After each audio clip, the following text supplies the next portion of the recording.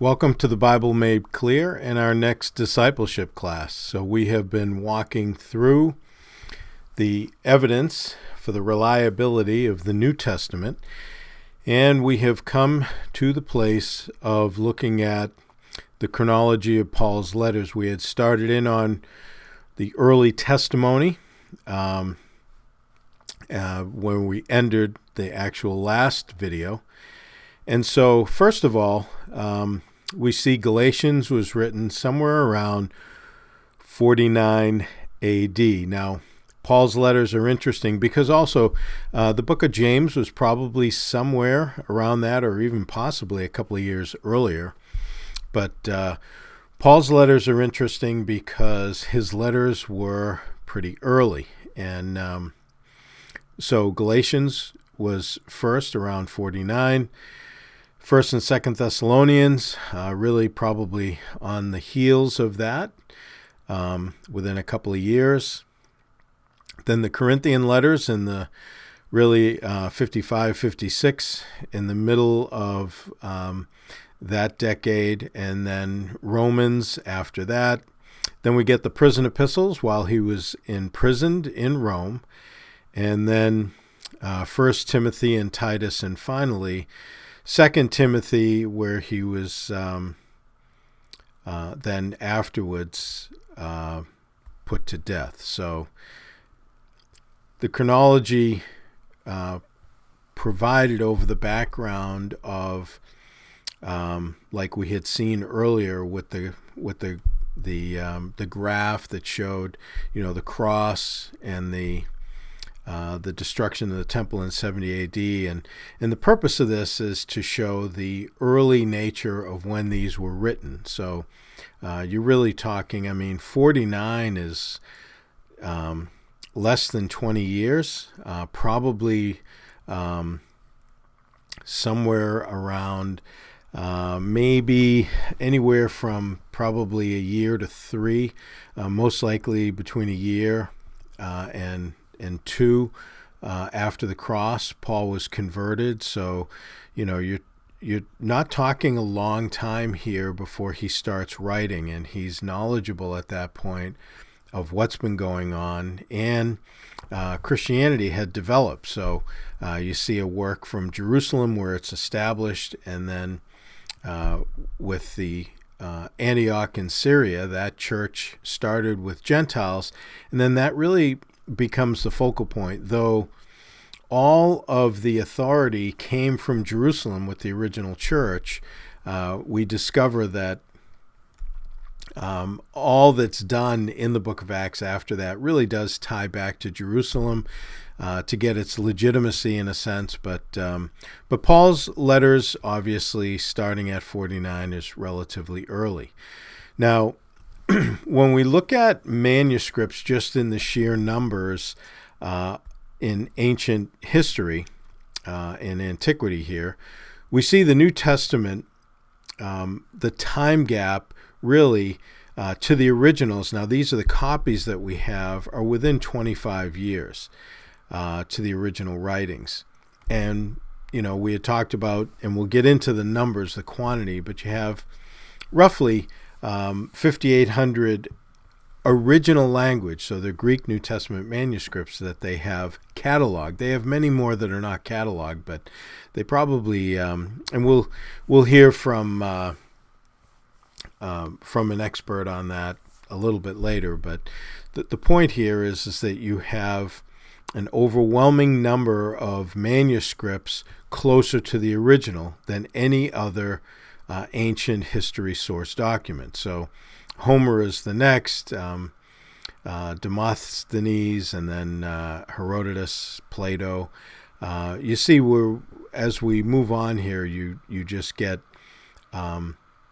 less and less quantity and larger time. So just pretty interesting the way that lays out.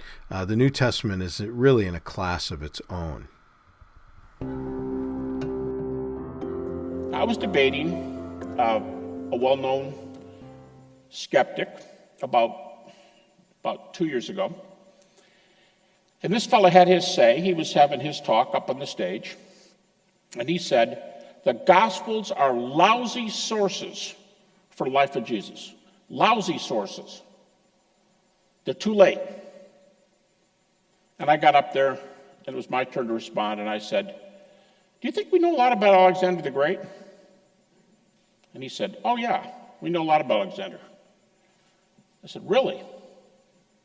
Yeah, we know a lot about Alexander. So when are the first biographies of Alexander written? He said, I don't know. So I'll tell you when the first biographies of Alexander the Great were written. This is ground zero for Alexander the Great. He dies about 330 BC. And the first major source, I'm not talking about an inscription here and a one-liner here. The first major source that might be something like one of our Gospels for Alexander goes like this.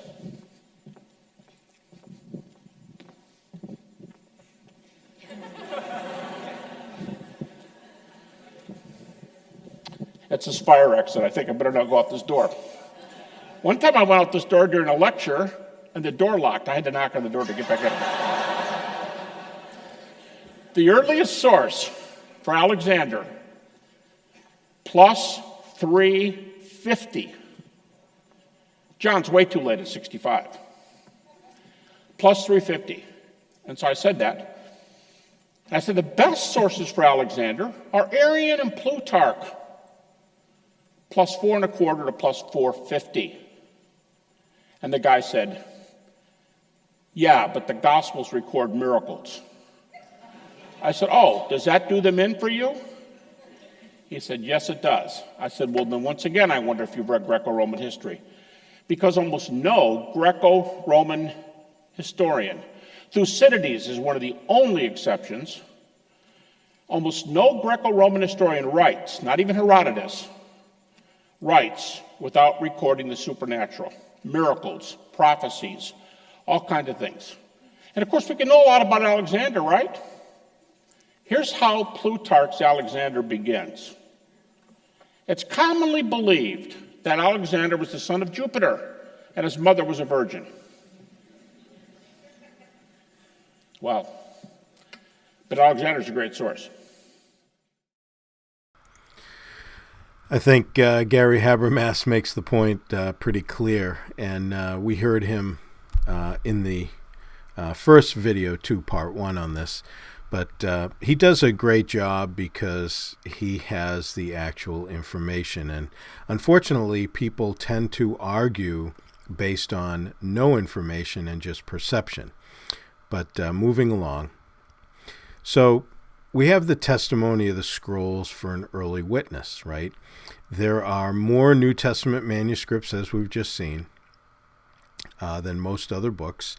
So most other books, you have 10 to 20 manuscripts. That's not 10 to 20,000. That's just 10 to 20. And the New Testament's 5,800. So we have about, and it may be about 9,000 at this point, but about 8,000 Latin Vulgates, 9,300 other versions, Coptic, Syriac, Armenian, Nubian.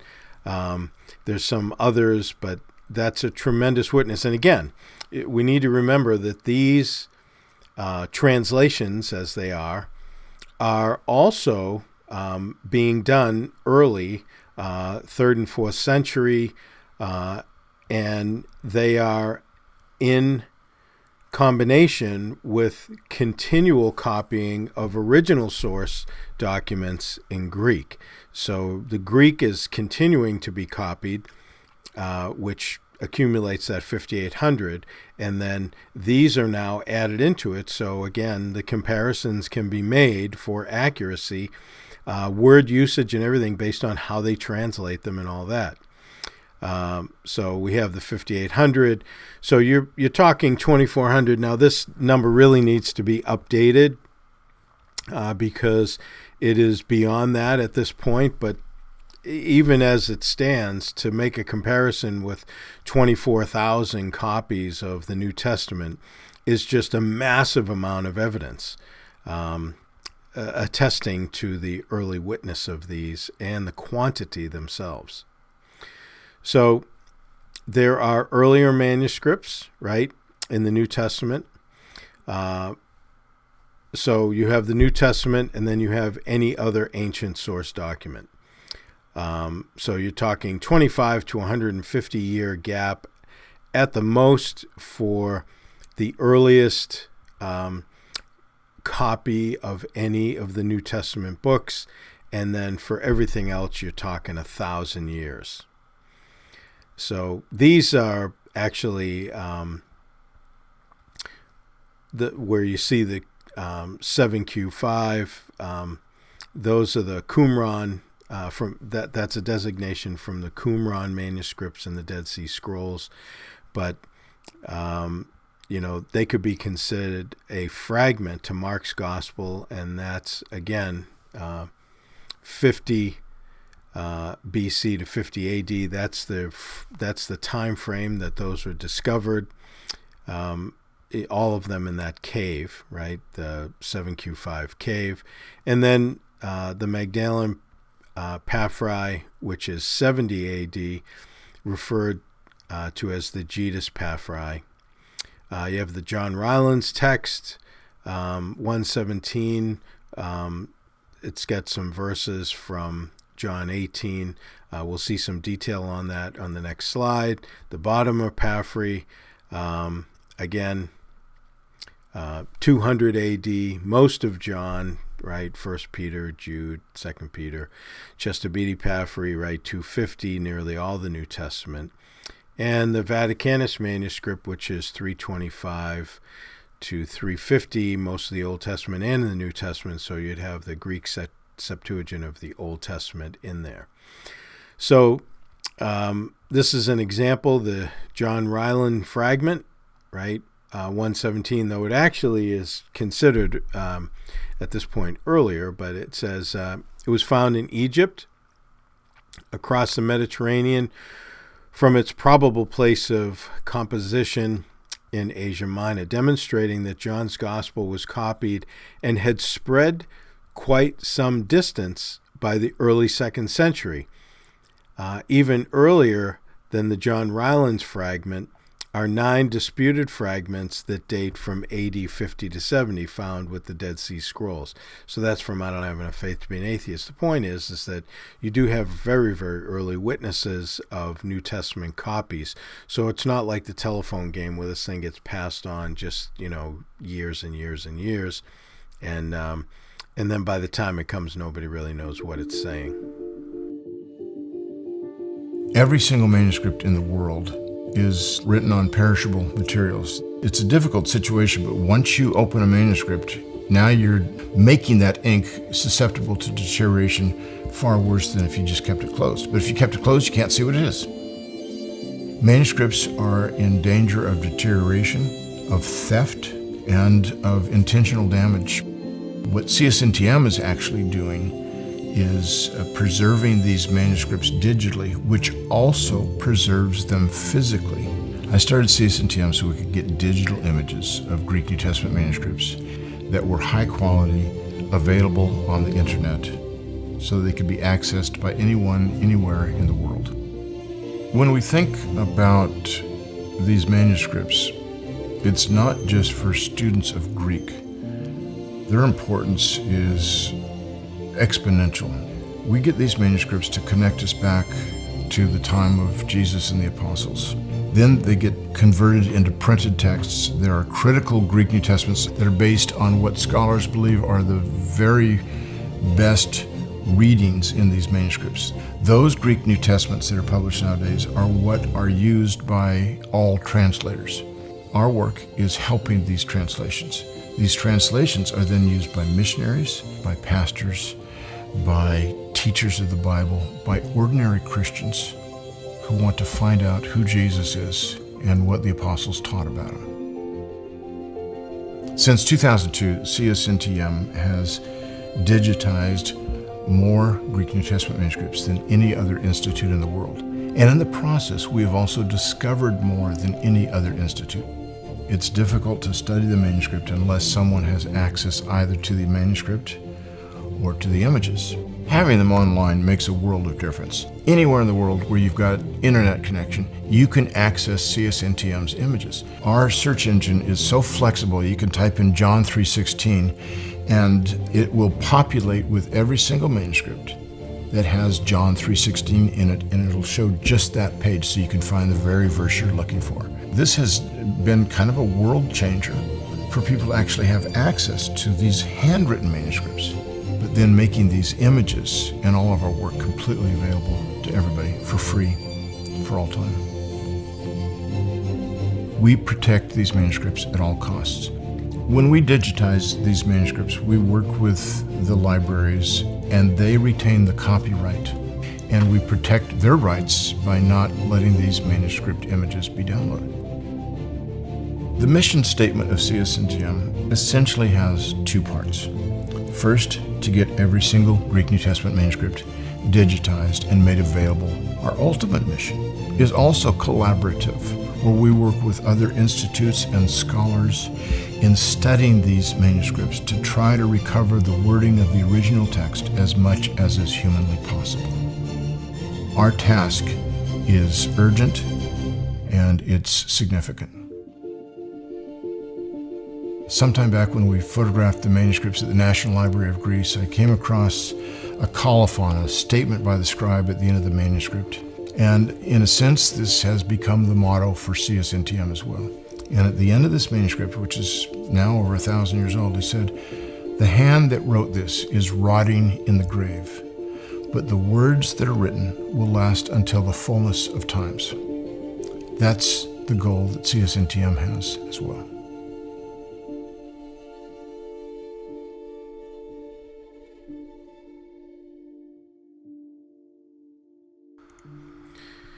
So we're going to hear more from Daniel Wallace. He is probably the foremost expert on manuscripts, at least one of them that is accessible to us. So just a great opportunity to know what they're doing, and he's going to give us really a scholar's expert view on them a little later. And here we go. The earliest fragments that the Institute in Münster has cataloged so far come from the 2nd century. Perhaps the oldest fragment is papyrus number 52, also known as John Ryland's papyrus number 457, and this is housed at the John Rylands Library of Manchester University in England. It was discovered in 1934 by C.H. Roberts, who was a man recently doctored, got his PhD in papyrology and in classics. And he was rummaging around in the library of the John Rylands and discovered this fragment that is no larger than the palm of my hand, 2.5 inches by 3.5 inches. And the interesting thing about this fragment was it was written on both sides. What that told him almost immediately, it was probably a Christian fragment. The reason is, if it's written on both sides, then it would have been written on a codex, which is our modern book form, invented at the end of the 1st century AD. A codex where you bind it on one side, then you have cut pages that you flip, as opposed to the roll or the scroll that all other books at the time had been written on. And so this is written on both sides. And John 18:31 through 33 was on one side, John 18:37 and 38 on the other. 90 years earlier than when C.H. Roberts discovered this fragment, in 1844 in the journal The Tübinger Jahrbuch, F.C. Bauer of Tübingen University had argued that John's Gospel cannot be dated any earlier than AD 160, and most likely was to be dated about AD 170. He was basing this on philosophical constructs that he had learned from his professor of philosophy, Hegel, who had come up with Hegelian dialectic, which we may know as thesis, antithesis, and synthesis. And so through a convoluted philosophical construct, Bauer argued John's Gospel can't be dated any earlier than 160 and probably 170. And through that approach of bringing Hegelian dialectic into New Testament studies, what happened was European scholar after European scholar for the next 90 years started to late date the Gospel of John. Obviously, if it's in the second half of the second century, then it has no eyewitness credibility to it, and so its historical reliability was completely dashed. But then when Roberts discovers this small fragment, he gets it published in 1935 after he had sent photographs of it to the 3 leading papyrologists in Europe at the time. Each one of them wrote back to him and said, this manuscript cannot be dated any later than AD 150 and should be dated closer to AD 100. A fourth demurred. He said, no, I think this should be dated in the 90s of the first century. So you have these scholars who are saying the copy of John's Gospel can't be dated later than 150. It's probably closer to 100. Typically, we date that at about 125 now, but really it's a date between 100 and 150. But here's the interesting thing. Generally speaking, a copy of a manuscript is not written before the original of the document. This sent 2 tons of European scholarship to the flames and brought John's Gospel back into the first century. And with that and the Dead Sea Scrolls and some other things that have occurred in the last few decades, now we're beginning to see that John's Gospel has historical credibility. So again, some of the importance, I mean, this is getting in a little bit to the weeds and all that, but I think that Dr. Wallace is just fascinating in what he presents. He's just got some really advantageous insights for us, especially those of us that believe the Bible and actually believe the evidence because it is there. This is obviously exciting for us. Those that don't believe the Bible need to take note of the evidence because the same reason, the evidence is there, and there's really no way to avoid it. So the scrolls at Qumran, which we know as the Dead Sea Scrolls, right? The fragments were found in a cave at the Dead Sea Qumran caves that had previously been identified as containing material from 50 BC to AD 50. The scholar who first identified these early fragments as New Testament books was Jose O'Callaghan, a noted Spanish paleographer. The New York Times recognized the implications of O'Callaghan's theory by admitting that if it is true, it would prove at least one of the Gospels, that of St. Mark, was written only a few years after the death of Jesus. So again, this is a quote from I Don't Have Enough Faith to Be an Atheist. And as we go on, we'll see a little more on this. So this kind of shows some of the fragments from there. As you can see, as it's laid out, the center column gives us really where it was found. For example, 7Q5, meaning fragment 5 from Qumran Cave 7.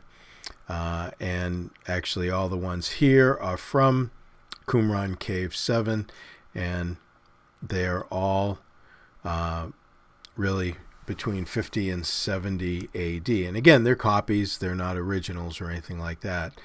But again, just a continuing testimony to more and more manuscripts. There are better New Testament manuscripts. They're not only earlier, there's not only more, but they are better ones, right? In the New Testament, as compared with other books, 98 to 99% accuracy. The other ones are 90 to 95. Now, 90 to 95 is good, but it's not as good. And the fact that you have more and you have even more accuracy just gains the New Testament far more credibility.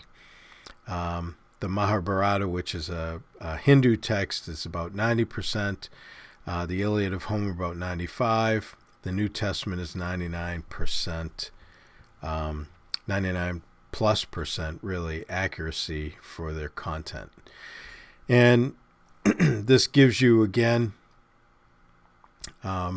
each of the New Testament books as are quoted by some of the church fathers. You have Clement writing from Rome on the left, in the middle Ignatius writing from Syria in Asia Minor, and then Polycarp writing from Syria in Asia Minor. And then, again, the quote from I Don't Have Enough Faith to Be an Atheist.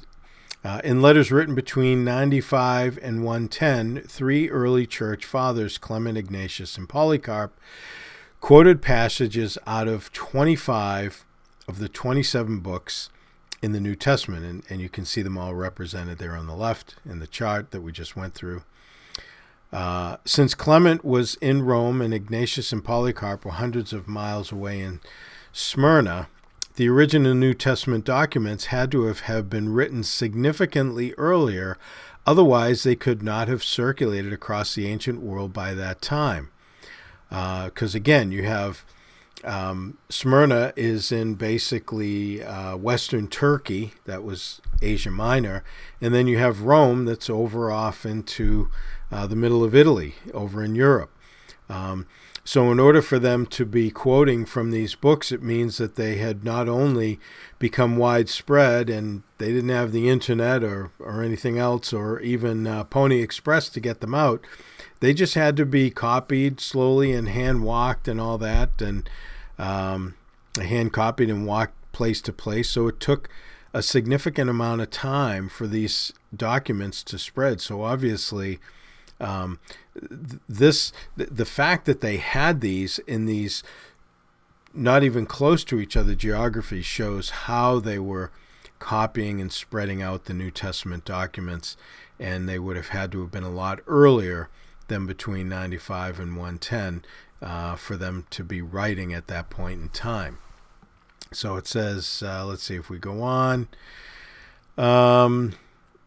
Therefore, it's safe to say that all the New Testament was written by 100, and at least those in the left column several years before 95. So really, by the time John died, and he would have died near the end of the first century, nothing was let into the New Testament after his death as eyewitness to the book being not only something written by people inspired by the Holy Spirit, but also to validate not only who was writing it, but how accurate it was.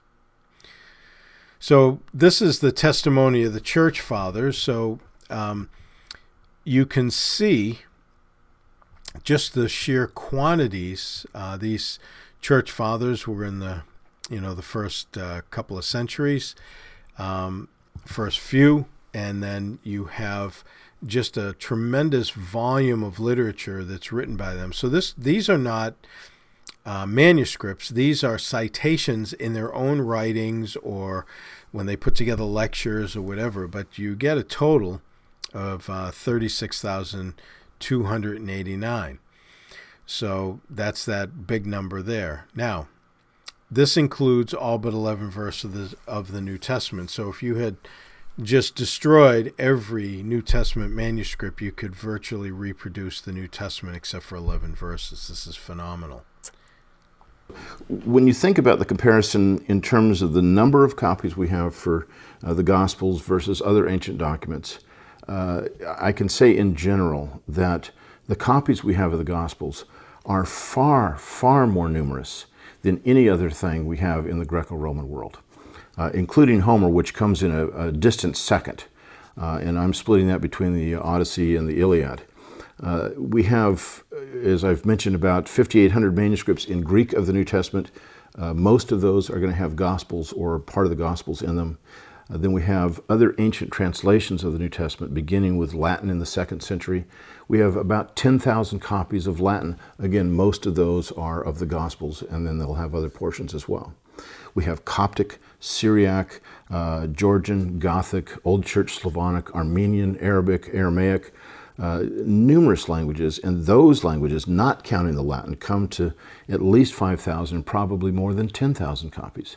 So when you gather all this material together, for the whole New Testament or portions of the New Testament, we've got at least 20,000 copies of the New Testament in some form of these ancient languages. If you were to wipe all those out, and you had a magic wand, you could just destroy all of them in one fell swoop, we'd still be able to reproduce virtually the entire New Testament just from the writings of the church fathers alone. because they commented on the New Testament and they did not have the gift of brevity. And so these church fathers, we have over 1 million quotations of the church fathers from the New Testament. Once again, the Gospels are the primary things that they quote from. Now, let's compare that to just the average classical author. The average classical Greek or Latin author has fewer than 20 copies of his writings still in existence.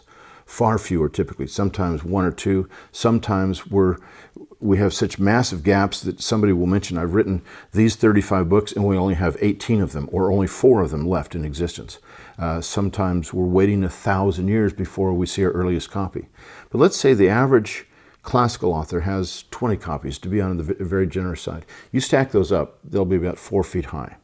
Stack up the New Testament manuscripts in the various languages, not counting the patristic quotations, and the stack would be more than 1 mile high. So the comparison, there is no comparison. It's just a massive disparity. What you're dealing with classical literature is a dearth of evidence. What you're dealing with the New Testament is an embarrassment of riches. The question of whether we can be confident that we have reconstructed documents extremely close to the originals that Matthew, Mark, Luke, and John would have originally produced is another place where there's a lot of misinformation in society. Textual critics of all or no theological perspectives agree that with all the New Testament documents, and particularly with the Gospels, we can go back with a high degree of confidence to documents as early as the 2nd century, which may well have been copied directly from the manuscripts that were the first editions, if you like, of the 4 Gospels. And that as these texts emerge, we have larger and larger fragments preserved until, as we move into the 3rd century, we have nearly complete Gospels, and in the 4th and 5th centuries, nearly complete New Testaments. These represent amounts of evidence for which no other document or collection of documents anywhere in the ancient world enjoys. It's a luxury of evidence. And so while none of this proves that what the gospel writers were saying was necessarily all true, it certainly is more than adequate to show we know what their original claims were. And we know what their original claims were because the accuracy of transmission. So again, we'll be getting into some of the details on that, but that was Dr. Bloomberg there, who's an expert on the New Testament, just as well as Dr. Wallace. Now, I love this quote from Dr. Wallace, though he actually said it. I'd like to read it again. The wealth of material that is available for determining the wording of the original New Testament is staggering. More than 5,700 Greek New Testament manuscripts, which is now probably 5,800, as many as 20,000 versions, and more than 1 million quotations by patristic writers. In comparison with the average ancient Greek author, the New Testament copies are well over 1,000 times more plentiful. If the average size manuscript were 2 1/2 inches thick, all the copies of the works of an average Greek author would stack up 4 feet high, while the copies of the New Testament would stack up over 1 mile high. This is indeed an embarrassment of riches. So it is something that is copied. It's a copied quote. He said almost the identical thing in the video we saw. So how do we know we have accurate copies of the New Testament? Well, first of all, we have earlier, right, with 25-year gap versus 1,000. We have more, 58 versus 10 to 20. We have more accurately copied manuscripts, 99.9% versus 90 to 95. And more abundantly supported manuscripts. In other words, we have 18,000 non-Greek manuscripts, or translations, if you will, You add everything into it with the early church fathers, the 36,000 quotes.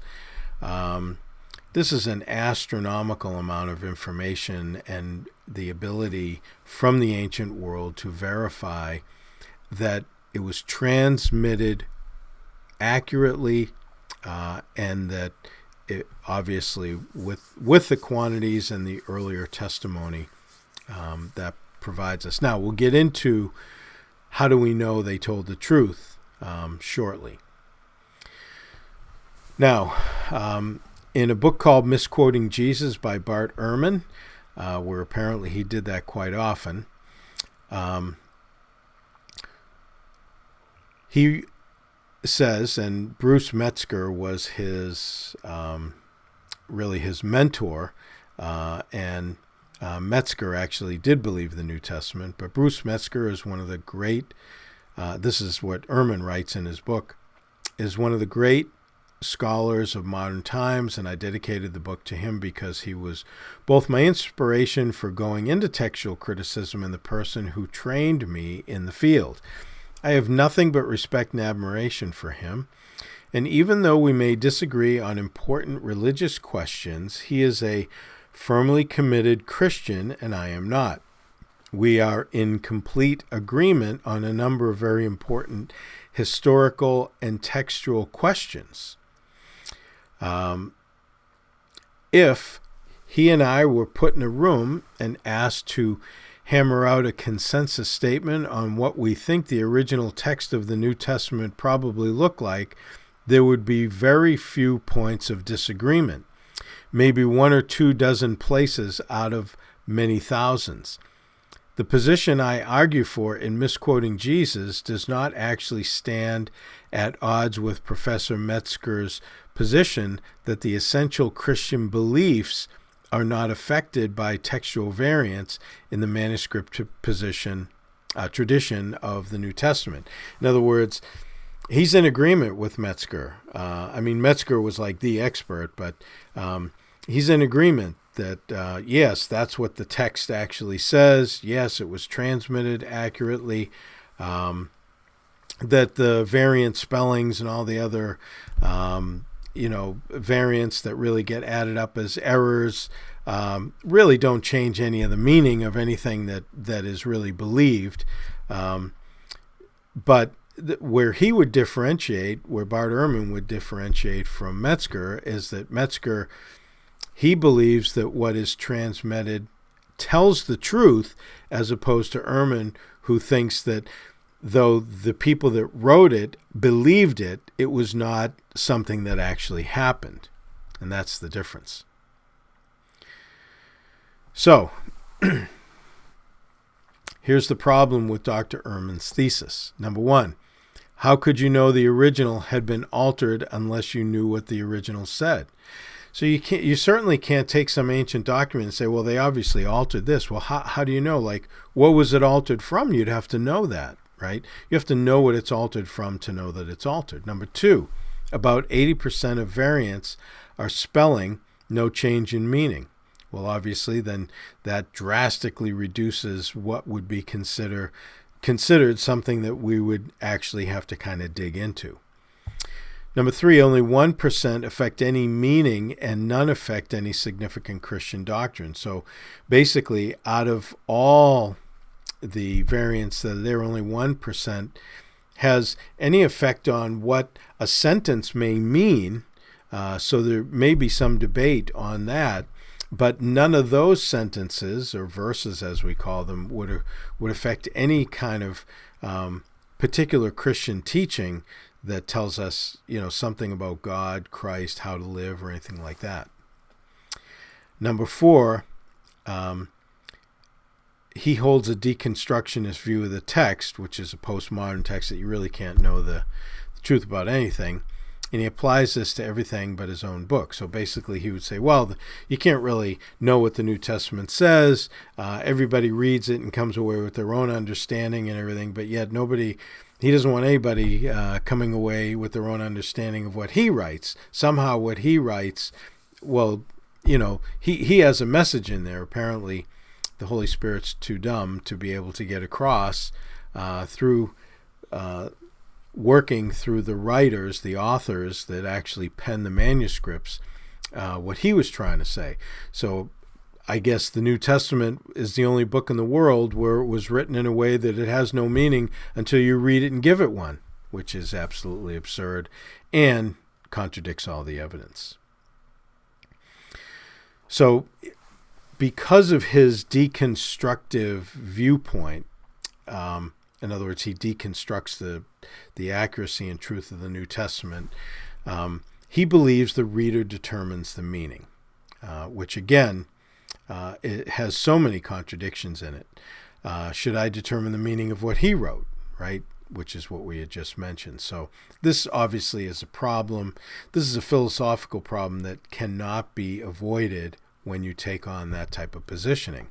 And, similar to atheists and skeptics, it seems like having this self-defeating position doesn't seem to bother them much, even though they don't really make much sense. But we have to actually think through these things because the problem today is people are phenomenally ignorant on not only some of this information, but how to think.